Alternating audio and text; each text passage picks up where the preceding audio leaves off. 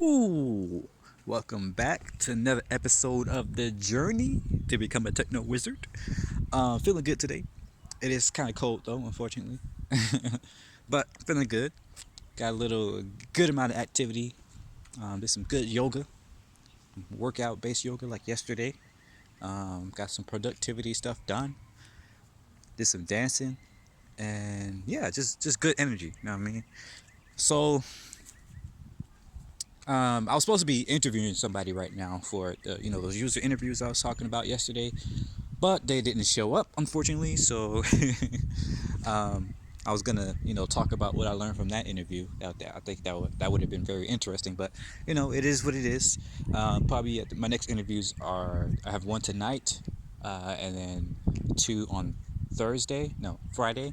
So I could probably talk about those later in the week. But for now, I guess might as well talk.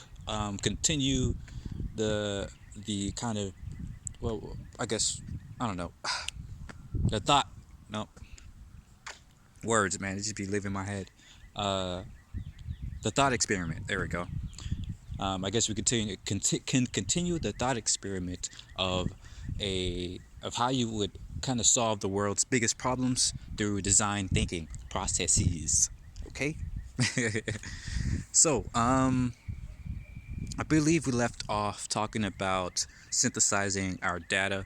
Um, so after you've interviewed a lot of people, after you've did surveys and whatnot, and whatever else you want to do to collect that data, then you would begin synthesis, with affinity mapping and all that stuff. And there's other things you can do there too. You can do card sorting, which that's more of a information um, categorization system, a way to, like, if you're creating like a navigation bar or some menu system or something like that, that's what you use, card sorting for. So that's probably not necessary. Can't think of other ones.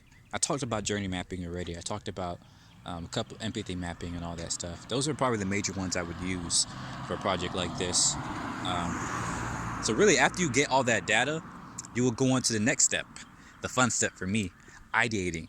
So you take that data and you're like, okay, actually, a little bit before that, slightly before that, you, like, near the end of synthesizing, you kind of coalesce all that, converge, all that data into a single kind of problem statement.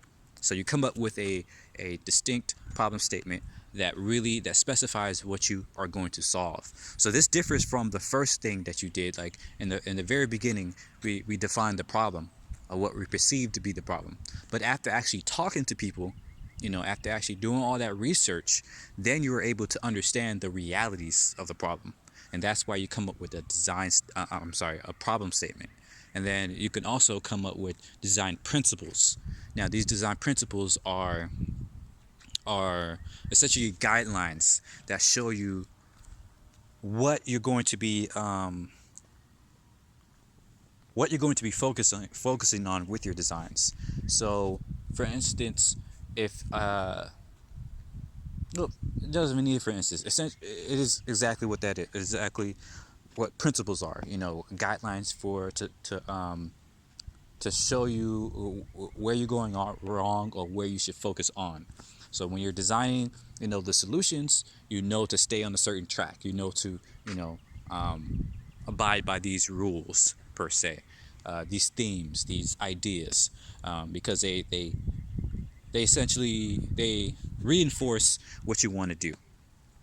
Some other things you can do as well is some ethics, like an ethics workshop that shows you um, what how, essentially, to me, it seems like a design principles. I've done design principles several times, but I only did a ethics workshop once. But it was very interesting and really useful exercise, because it ensures that you're focusing on this. You're you're doing good. You're doing good by the people that you're designing for. So um, to me, it feels like a design principle type of thing, but it also includes a more robust system for keeping you on the straight and narrow.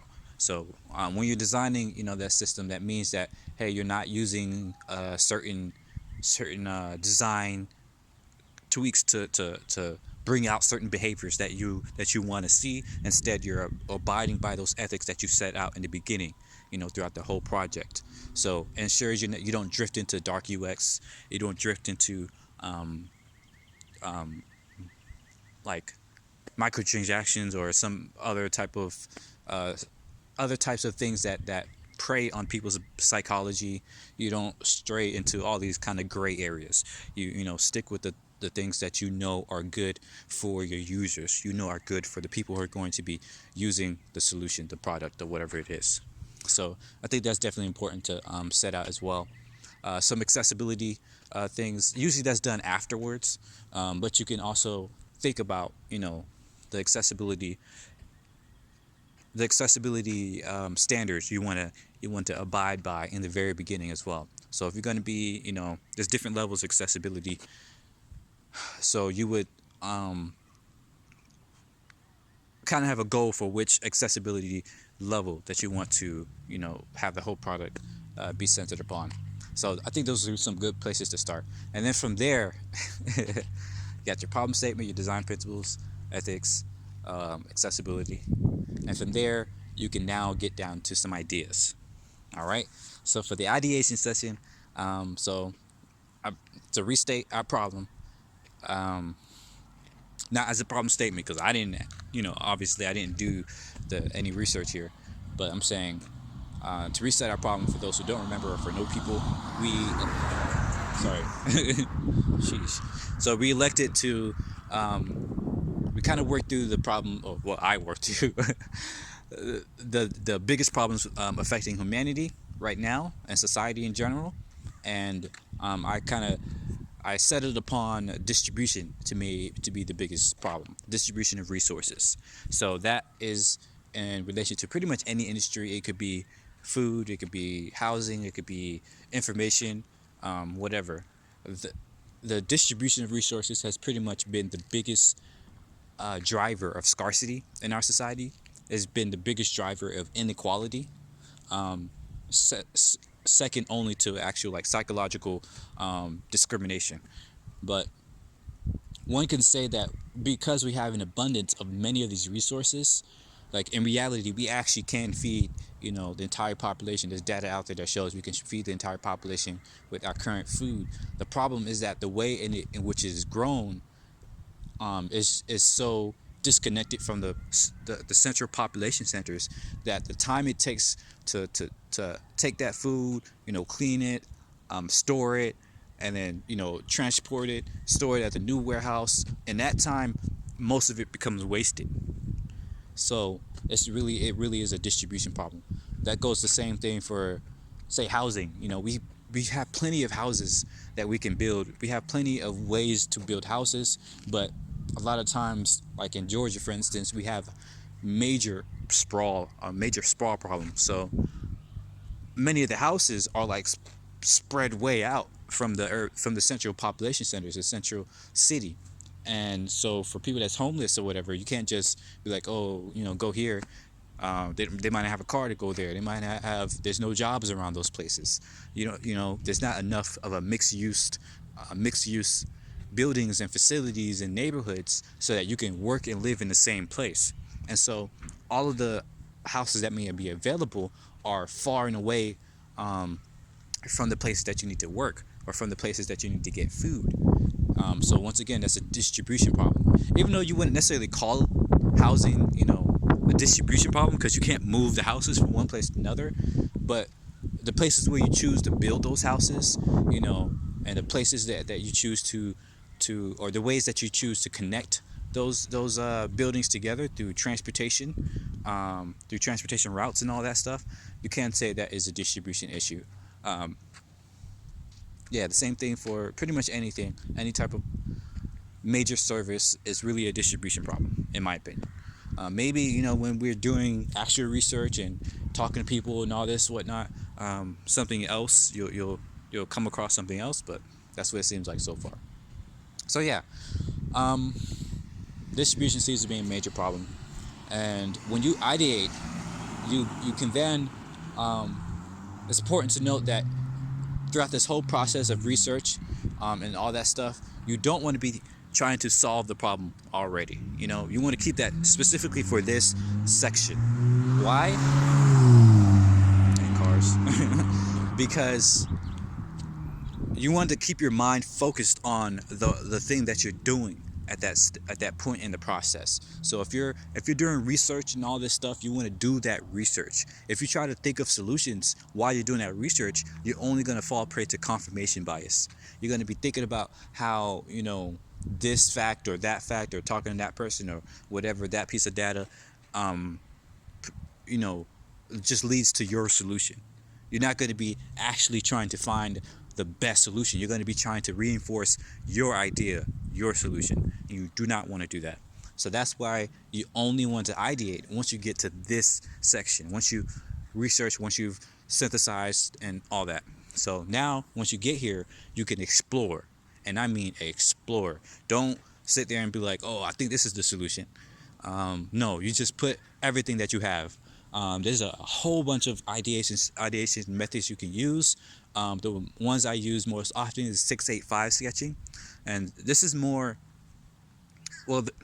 I've used it more so for apps and websites, but I think you can actually use this for any type of ideation any type of system you're ideating, because all it is basically drawing. All right, you fold up a piece of paper to 8 squares, and each one, you draw a different idea. All right, and once you have a bunch of ideas, you can then, each panel can be a different idea, or you can have each piece of paper be one concept and each panel be a different version of that concept.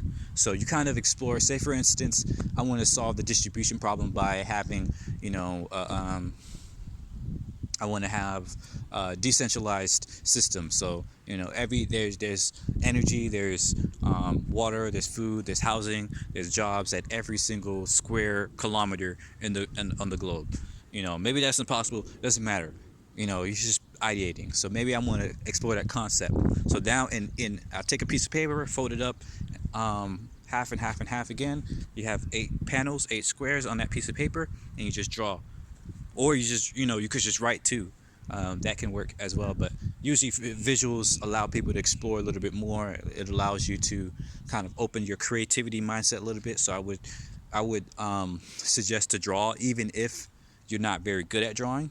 So yeah, you explore all those different concepts, all those ideas of one's concept on that piece of paper. Take another paper and keep doing it. And they call it 685 because you're doing 6 to 8 sketches in 5 minutes. So you just literally take a timer and just sketch as much as you can in 5 minutes. So don't try to make it perfect. Don't try to make it beautiful even, or even like passable.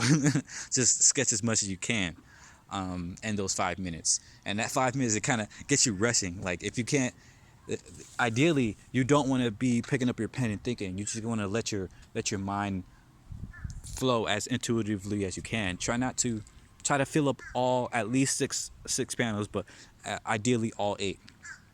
So you don't want to sit there and be like, what's the best way to do this? Because I fall prey to that a lot as well. I was like, oh man, I can't think of anything. That's because I'm too busy trying to think up the ideal solution. I'm not letting all that data that I just spent all that time digesting, I'm not letting it come out. I'm trying to pick and prod and no. The reason why we humans are so creative and so, like, look at all this stuff we've created, like freaking buildings and all this stuff. Back in a lot of this seems like magic. Back in the caveman days. A lot of these ideas are just insane. I was reading this. This is a brief tangent, but I was reading this web fiction, and it's about it's called Death Worlders, where the whole concept of the web fiction is essentially that Earthlings, or people that live in worlds like Earth, are so.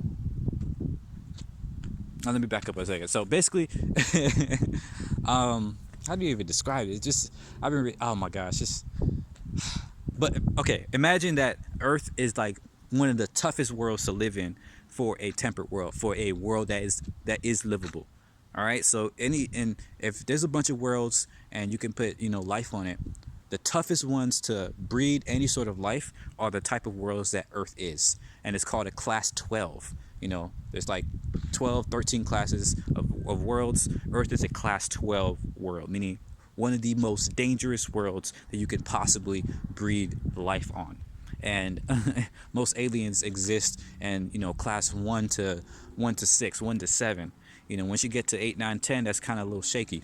Once you get beyond 10, it's like no, no, no way, that's impossible. So in the story, there's this one Earthling who was abducted by these type of aliens who would they would abduct new species that's about to become sapient, and they would put implants in them, or they would test, like do a bunch of experiments in them to create implants. And then when that species becomes spacefaring and enters into the intergalactic, or not intergalactic, but interspecies, kind of neighborhood or whatever, they would then sell those implants to that species. It's crazy. But yeah, so one of these abductees, he was an Earthling. He got abducted, and they treated him as a vagabond, like a random person. And he couldn't go through immigration because they didn't consider his world or him really as a sapient creature, because they didn't think it was possible for sapient creatures to exist on a death world, right? And all that to say that the reason why we're so creative and so kind of crazy with our ideas is that everything around us changes so often. Everything around us is so dynamic. There's all these things going on, from bacteria to monsoons, from viruses to freaking tectonic plates and volcanoes. We have the craziest stuff on Earth, right? And we've adapted. We've lived in this environment for so long that our minds are more comfortable with adapting and being creative and finding different ways, unique ways of solving problems than it would be if we lived in a more stable, more predictable, more logical, environment. And so it's important to know that if you're coming up with an idea to solve a big problem, you can't just sit there and try to think it up by yourself. You can't try to apply pure logic to it, because pure logic for a human is adaptation, is intuition, it's creativity. You know, creativity is it's not some magic. It's the back of our minds. It's the deepest portions of our brains connecting dots that we can't consciously see, that we can't consciously put words to. So when you have an intuition, when you have an idea, when you have all these feelings and stuff like that, sometimes you have to let it be. You have to trust it. I'm not going to say that it's going to be the solution, but it's almost certainly going to be a very, very interesting and very helpful insight. And so you should listen to it and you should let it do its thing. So that that idea, is that idea that goes behind this ideation session. These ideation sessions is that when you're creating these concepts, you want to let your mind flow. All right. You spent all that time researching and digesting data. Now you let the back of your mind connect all the dots, and you just let your hand flow and just put it on the paper. All right. So that's 685 sketching, but that same idea applies to any sort of ideation session you do. Crazy eights. What's the other ones? Mix and matching. There's a bunch of them. You can look them up. But those are the main ones I did. There's also, I think, How Now Wow, Scratch, or whatever it's called. Is it called Scratch? I don't know. I haven't done a lot of the other ones, but suffice to say that when you're coming up with ideas, just let the ideas flow. All right, come up with a bunch of them, and then after that, then you can, if you're in a group, you can vote on them. Once you have all your ideas out, whatever group that you're using, whatever group that you're with, let them all ideate without any judgment. All right, that's important. Do not judge. That's essentially the short word of what I just said throughout the past 5 minutes. You basically want to let yourself ideate and do not judge anything, because you have no idea what the actual solution will be. You may have a hypothesis, you might even be right, but you never know which ideas are going to change the world for the better. so many ideas that we have today were seen as absolutely bonkers, before we actually let it happen, before we actually built upon it. And so we need to respect that. So yeah, when you're ideating, do not judge. Don't judge anybody else's ideas either. Don't think about how feasible it is or how possible it is, or if it's realistic or anything like that. Just put it down, man. And that's super important for solving these big problems. So, bam, you finally got all these ideas down. Now you're gonna vote on them. You're gonna, with your group, there's a process called dot voting. So everybody gets 1 to 3, maybe even up to 5 votes, and then they vote on those ideas, that the ideas that they like the most. And then you can take those top ideas and compare them to your design principles, compare them to your data, and see which ones are most relevant to the pieces of the problem that you said before were prioritized as the most important problems. So yeah, that will give you a great idea of where to go at that point. That will give you a great idea of what things to focus on and what to build upon. So yeah, the next part after that is turning those into a thing, something that you can test. So you're going to take all those ideas and make low fidelity wireframes or prototypes. Maybe even some people say you could go from low fidelity directly to high fidelity and test the high fidelity. Some people, like what I've done in my in my course, we just did up to mid fidelity and then tested the mid fidelity ones. I can't say which one's best. I don't have much experience with that, but there's big camps for either one. But basically, for those that don't know, a low fidelity wireframe or prototype is, for what I remember, it's the simplest form of your concept that gets across the idea, that gets across the concept of what you're trying to build, what the solution is. And so if it's an app or some type of software, you can always make you can kind of sketch out what that app or website or whatever it will be.